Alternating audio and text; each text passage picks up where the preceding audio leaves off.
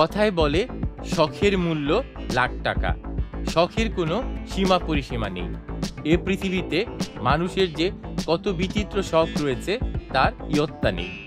ডাক ticket, coin, টাকা, match box, রুমাল, কলম, কালির দোয়াত, ক্যাসেট, সিডি, পাথর, অটোগ্রাফ, হাতের লেখা, মুখোশ, পুতুল, পুরনো জিনিসসহ নানা জিনিস মানুষ সংগ্রহ করেন। আবার অনেক উদ্ভট শখের কথাও শোনা যায়। খ্যাতিমানরাও এর বাইরে নন। মোগল বাদশাহ জাহাঙ্গীরের শখ ছিল মাছ ধরে নাকে নোলক পরিয়ে তা আবার পানিতে ছেড়ে দেয়া। মাইকেল মধুসূদন দত্তের শখ ছিল রুমাল সংগ্রহ করা।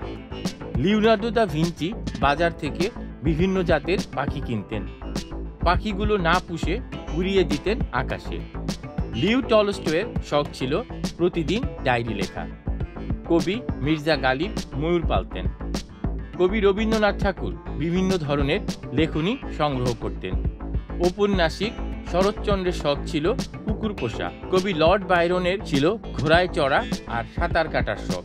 ব্রিটেনের রাজা পঞ্চম জর্জ, মিশরের রাজা ফারুক, আমেরিকার প্রেসিডেন্ট ফ্রাঙ্কলিন রুজভেল্ট, হলিউড তারকা অভিনেতা উইল ব্রাইনার, এরা সবাই ছিলেন বিখ্যাত ডাকটিকিট সংগ্রাহক। ডাকটিকিট সংগ্রহকে বলা হয় শখের রাজা বা রাজার শখ। রানী এলিজাবেথ ছোটবেলা থেকেই ডাকটিকিট সংগ্রহে উৎসাহী ছিলেন। ব্রিটেনের রাজা চার্লসও ডাকটিকিট সংগ্রহ করেন।